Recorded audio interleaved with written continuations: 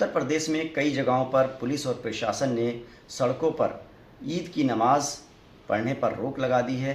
हमारे साथ इस पर बात करने के लिए समाजवादी पार्टी के पूर्व सांसद डॉक्टर एस टी हसन साहब हैं, उनसे बात करते हैं।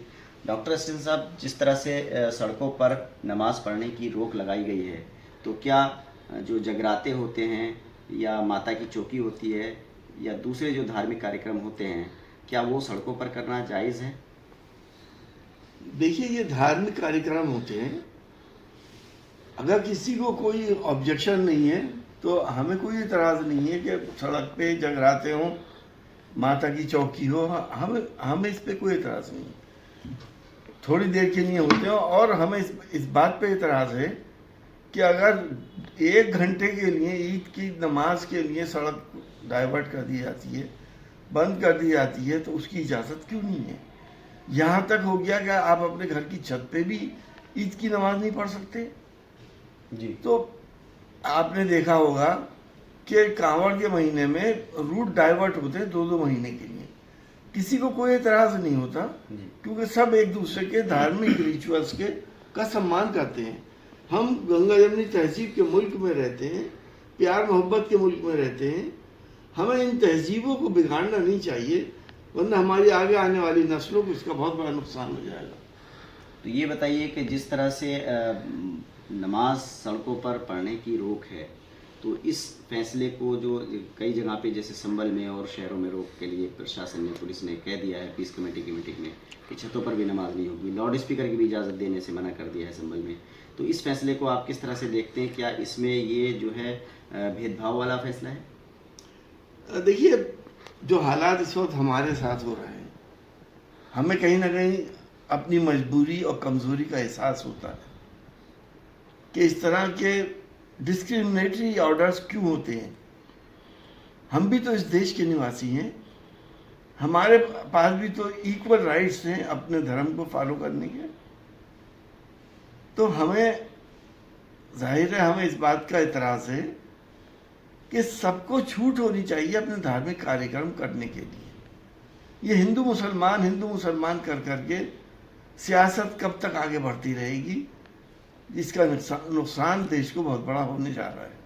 आगरा में समाजवादी पार्टी के सांसद के घर पर जो हमला हुआ रामजी लाल सुमन के, राणा सारंग के को लेकर के जो उन्होंने बयान दिया था, उस पर करणी सेना के लोगों ने जो हमला किया, उस पर अखिलेश यादव जी कह रहे हैं कि उन पर हमला इसलिए हुआ क्योंकि वो दलित हैं।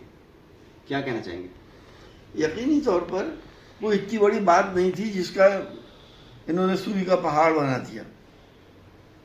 उसकी वजह ही यह है क्योंकि हमारे सीनियर मेंबर हैं रामजी लाल सुमन जी, और खुद दलित भी हैं, और इस तरह से हमला किया और पुलिस की छत्र छाया में किया, कोई बचाने वाला नहीं। तो आखिर इस तरह से शासन कैसे चल सकता है कि एक के साथ तो इंसाफ हो और दूसरे के साथ नाइंसाफियाँ होती रहें। दलित होना कोई जुर्म है इस देश के अंदर?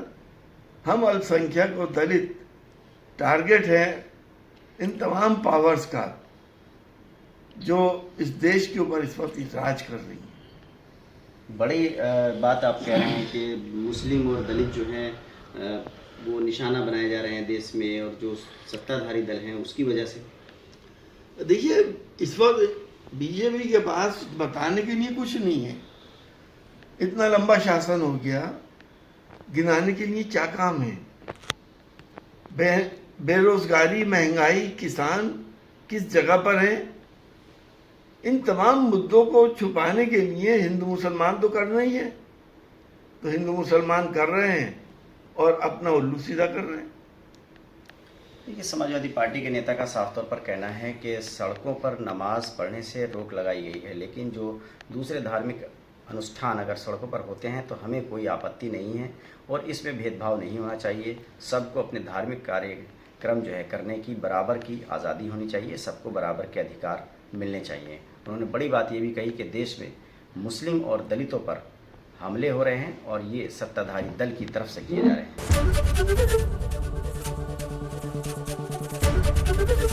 एबीपी गंगा, खबर आपकी, जुबान आपकी।